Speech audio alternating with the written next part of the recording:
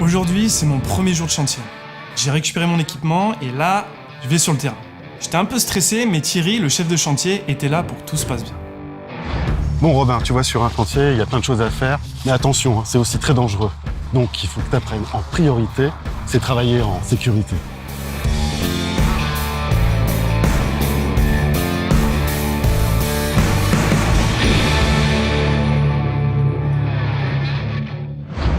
Il y a 5 règles de vie, 5 règles à connaître par cœur.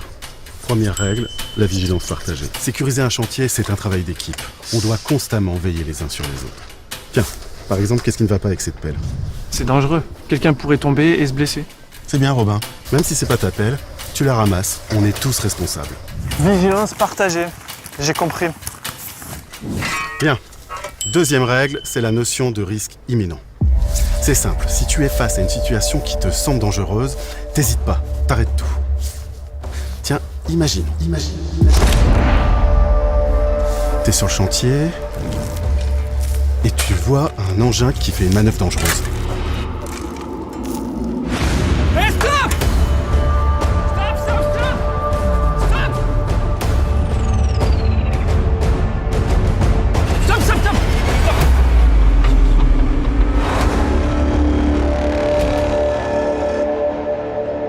Voilà, c'est bien ce que t'as fait. T'as évité une situation bien plus grave. En cas de risque imminent, tu dois tout de suite intervenir. Et tu alertes ensuite ton responsable. Tu ne dois jamais hésiter. Il faut toujours comprendre comment c'est arrivé et comment on évite que cela se reproduise. Tiens, on va revoir la scène.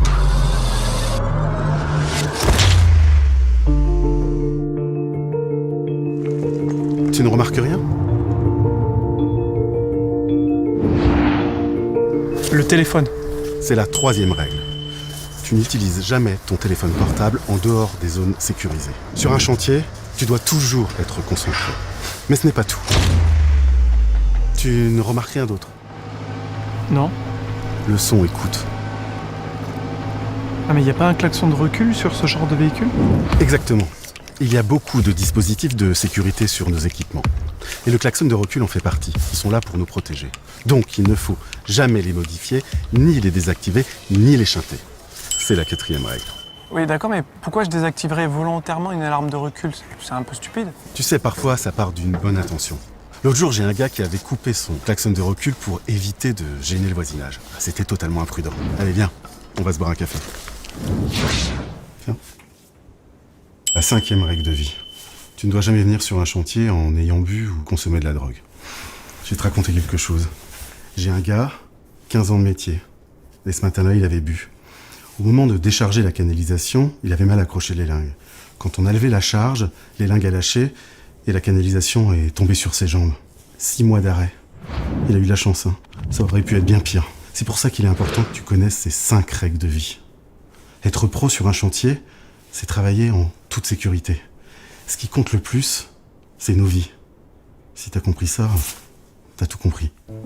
D'accord. Allez, on continue. Ok, résumons. Il existe 5 règles de vie. La première, la vigilance partagée. Je dois veiller en permanence à ma sécurité et à celle des autres. La seconde, c'est les risques imminents. Je dois interrompre ou faire cesser toute activité en cas de risque imminent. La troisième, c'est les dispositifs de sécurité que je ne dois pas désactiver ou modifier ni chanter. La quatrième, pas de portable en dehors des zones sécurisées. Et la cinquième, pas de drogue ni d'alcool. Ok, ouais, bon mais ça devrait le faire.